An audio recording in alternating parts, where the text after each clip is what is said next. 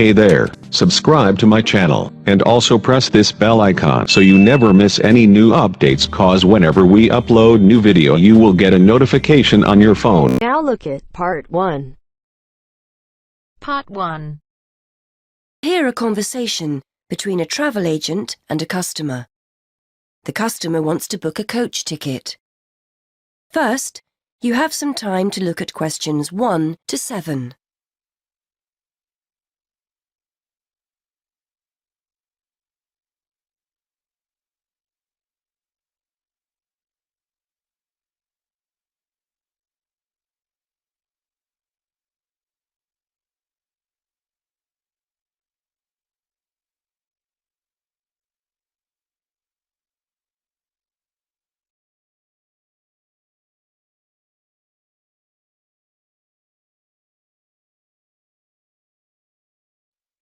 Now we shall begin. You should answer the questions as you listen, because you will not hear the recording a second time. Listen carefully.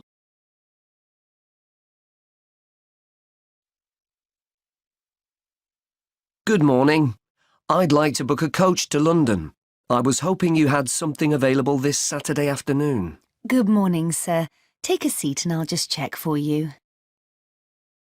Yes, we still have several free seats for Saturday. Where will you be leaving from? There are 3 pickup points in town: Main Street, Centenary Square, or the Central Bus Station. From Centenary Square, please. That's easier for me to get to than the bus station. And what time would you like to leave? There are coaches on the hour every hour, from 12 through till 6 p.m. Well, I'm meeting someone at the station in London and I need to be there for 4:30. So, which one would you recommend? Well, there's one leaving at 1 that arrives at Victoria Station at 4:10, if that's any good. Traffic is usually quite light at the weekend and the drivers tend to make good time, so I think you'd certainly be there for 4:30. OK, that sounds just right. I think I'll take that. I can always phone ahead if I'm going to be late. And when are you returning, sir? Actually, I'm not sure when I'll be coming back, so I won't book a return ticket, just one way. I can always book you an open return if you'd like.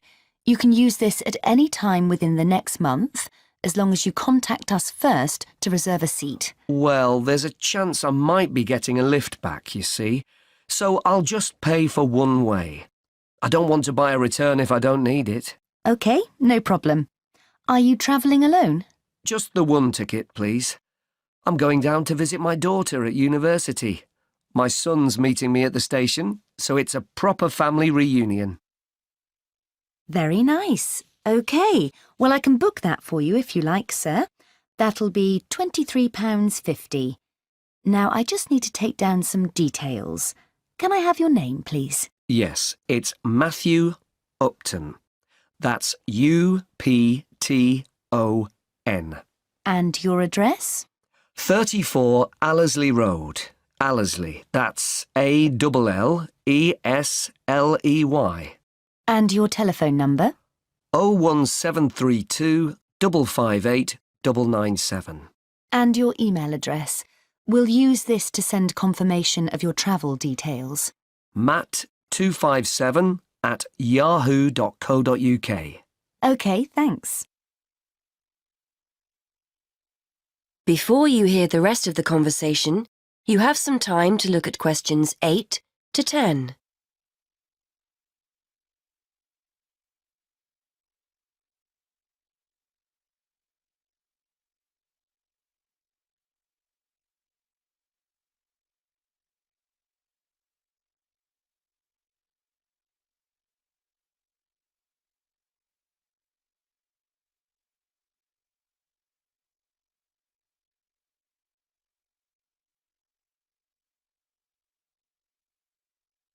Now listen and answer questions 8 to 10. Before I forget, I'll be taking a little luggage. Is there a set luggage allowance? We offer a very good luggage allowance. You can take 2 suitcases as long as they're no more than 20 kilos each. That's 40 kilos in total. and one small item of hand luggage on the coach. Most people find that more than adequate. Any additional items carry an extra charge of £10 for each bag. I certainly won't be taking that much, so I should be okay. I was worried I might be taking too much. Would you like travel insurance included with your ticket? It's an additional £2. No, I don't think so. No problem. It's not compulsory. OK. How will you be paying? Actually, I've been having trouble with my debit card today, and I've left my checkbook at home, so I'd better pay in cash. You'll give me a receipt, won't you? Certainly, and we'll send confirmation to your email address as well. So that's £23.50, sir. If you just wait a minute, I'll print you off a receipt.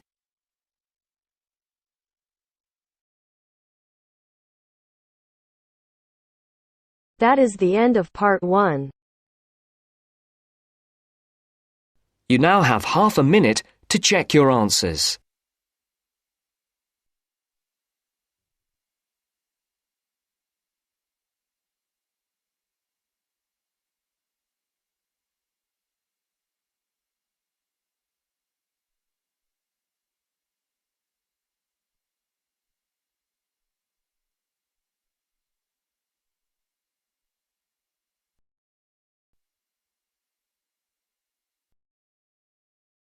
Now turns to part 2.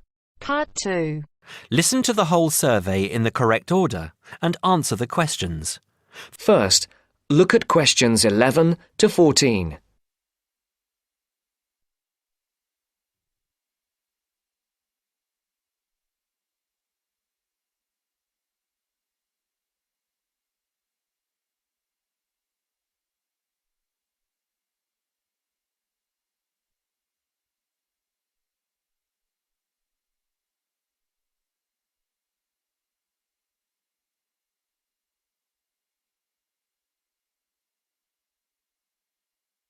Listen carefully.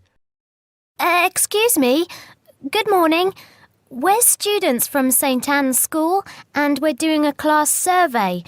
Have you got 5 minutes to answer a few questions? I suppose so. What are the questions about? About spending habits, people's attitudes to money and what they spend money on. Well, yes, OK, but only 5 minutes. Thank you. OK.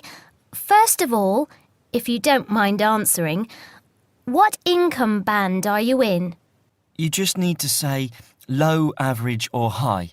Oh, that's difficult to say. I don't know how much everyone else makes. I'm certainly not poor, but I'm not rich either. Certainly not after I've paid all my bills. Shall we say in the middle then? Yes, I think so. And how much money do you feel you have to spend? You said that you have to pay a lot of bills. Yes, I feel that I don't have very much. I earn quite good money, but it doesn't feel like that most of the time. I guess everyone would like to have a bit more money, though. OK, so what do you spend most of your money on? Well, most of it goes on monthly expenses. I've got a big mortgage on my house, and my children's school fees are very high. After I've paid for gas and electricity and water, and all the insurance on the house and my car, I don't have much left. I like taking my wife out to a nice restaurant once a month, but I don't very often buy clothes. Oh, and I collect radios. Old radios. That's my hobby. And how do you usually pay for the things you buy? I use my debit card for most things these days. I have 2 credit cards, but I don't like using them. I prefer to pay for things immediately. Otherwise, I feel I'm getting into debt. I pay my bills online or over the telephone. I usually have between £10 and £20 in cash with me to pay for emergencies, taxi fares and that kind of thing. Before the broadcast continues, look at questions 15 to 20.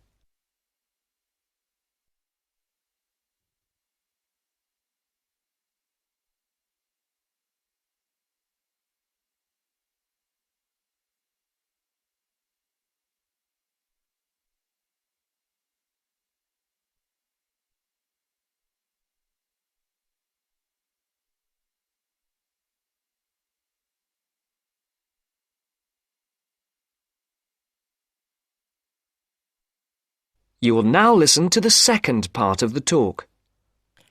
What do you think is good value for money? Not very much, to tell you the truth. Everything seems to cost more than it should these days. I think my telephone and internet broadband package is good value for money, though. That's my telephone line, any number of national calls and unlimited internet use for only £22 a month. I think at least one member of my family is online for an hour or more every day. I think £22 is a very good deal. And what do you think is a waste of money? Personally, I don't understand why anyone buys a new car. They are so expensive, and as soon as you drive them out of the showroom, they're worth £3,000 less. Perhaps I'm just saying it because I can't afford a new car myself, but to me, it seems so much more sensible to buy a good second-hand car for half the money.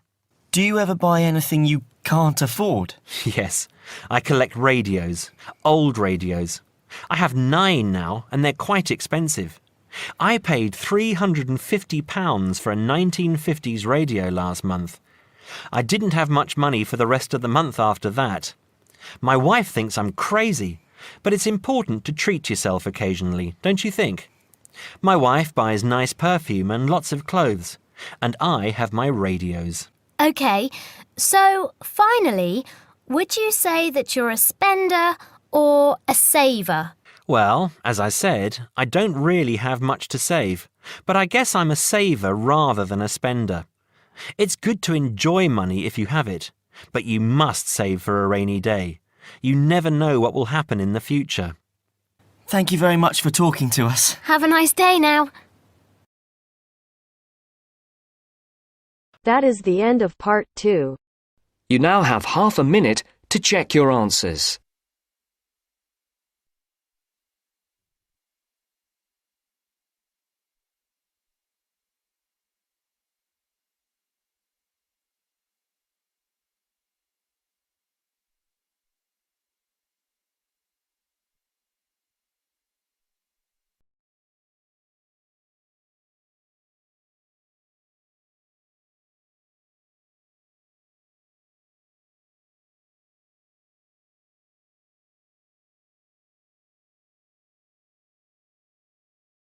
Now turns to part 3. Part 3. You will hear a conversation between a student, Kayana, and a professor about an assignment. First, you have some time to look at questions 21 to 27.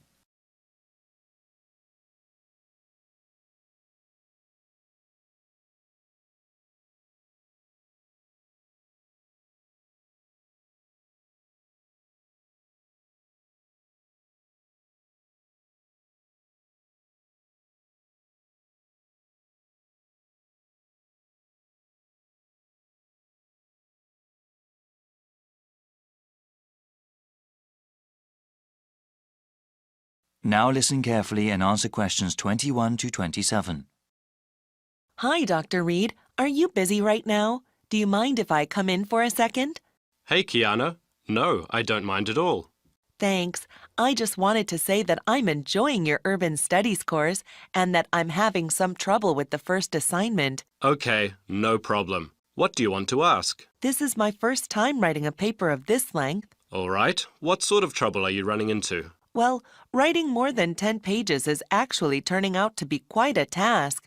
I've been rereading some of the material, and I'm just not sure how to approach the assignment. Yes, it takes some time to get used to academic writing assignments. More time than I expected, really. I also want to do a really good job on the assignment. I don't want to put a half-hearted effort into it. I'm glad to hear that. I'll say that these assignments get easier to manage as time goes on. That's a small relief. I mean, it gets easier to plan the assignment and to organize one's time, but it still takes hard work and a sincere effort to produce a good piece of academic writing. My role is to guide you to the readings I think are the most relevant and to give you tips on managing your time. Okay, could we talk about the readings then? Sure. We can go over them. I guess I want to ask about the Coal House text first. It seems like a pretty interesting book. But sometimes a bit over the top, no? I would recommend reading just the first part of the book. It's the most relevant to the assignment that I gave you. The rest of the text goes on about a topic we will cover later in the semester. All right, I'll just read the intro then. As for the Peely article, oh, did you read that one? Yes, I accessed it online and then printed it out. Okay. I would recommend you review that again. Also, remember what I said about the Liebskid article? I think you told the class to focus on the research methods, right? Yes. She approaches the problem in an innovative way. Let's see. For the Gary article, I think you should... Let me see. I think it would be best for you to read just the conclusion. Just the conclusion. I see. Yes, I would ask you to read the whole thing, but this way would be more efficient. Speaking of which, you should not bother reading the Wolfson article. Yeah, it didn't seem particularly relevant to the topic. Let's see. Any other reading you wanted to talk about? Let me see. Yes, the Cudler article. What do you think of that one? Ah, yes. How could I forget? That one is pretty central to the topic. I really think you must go over it again. Before you hear the rest of the conversation, you have some time to look at questions 28 to 30.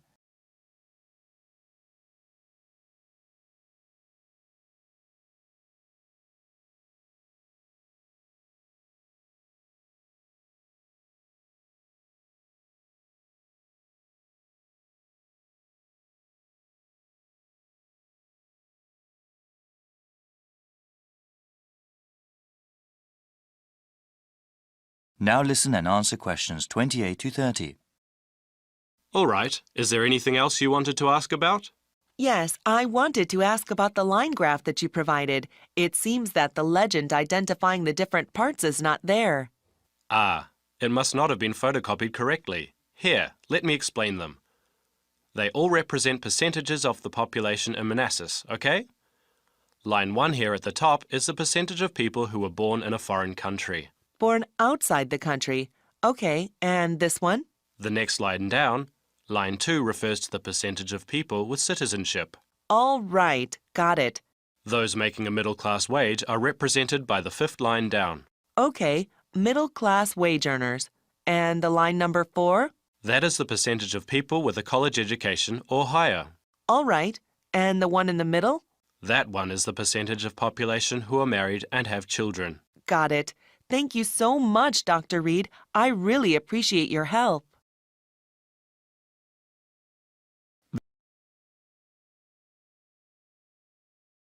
That is the end of part 3. You now have half a minute to check your answers.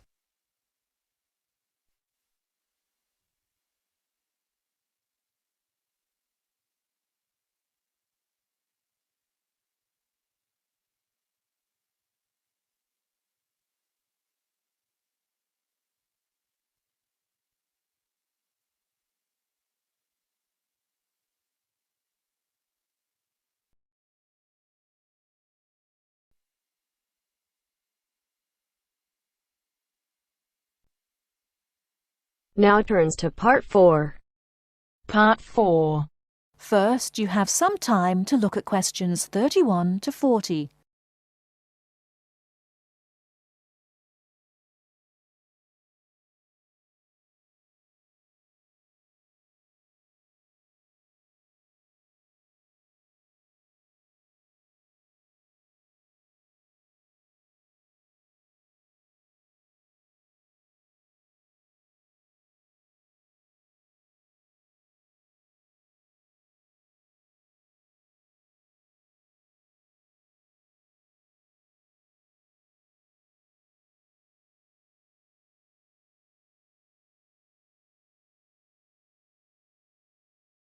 Now, listen carefully and answer questions 31 to 40. In today's lecture on international trade, I'm going to look at the issue of protectionism. I'll start off with a definition of protectionism and then go on to look at the methods countries have used to protect their economy. Following this, I'll look at the advantages and disadvantages of protectionism when compared to free and open trade. So let's define protectionism. Protectionism at its simplest is the opposite of free trade. It is the practice of protecting domestic industries from foreign competition by using import duties or quotas. Options available to protect the economy are tariffs, embargoes, subsidies and quotas. Let's examine these in turn with some examples. Tariffs are one form of protectionism. It is a tax which is applied to imported goods but not to home-produced goods. The idea is to make the imported goods more expensive than the home-produced ones so that consumers buy home-produced items.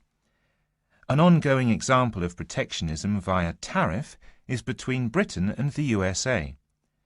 Britain buys most of its bananas from Commonwealth countries, largely in the Caribbean. However, the USA owns banana plantations in South America.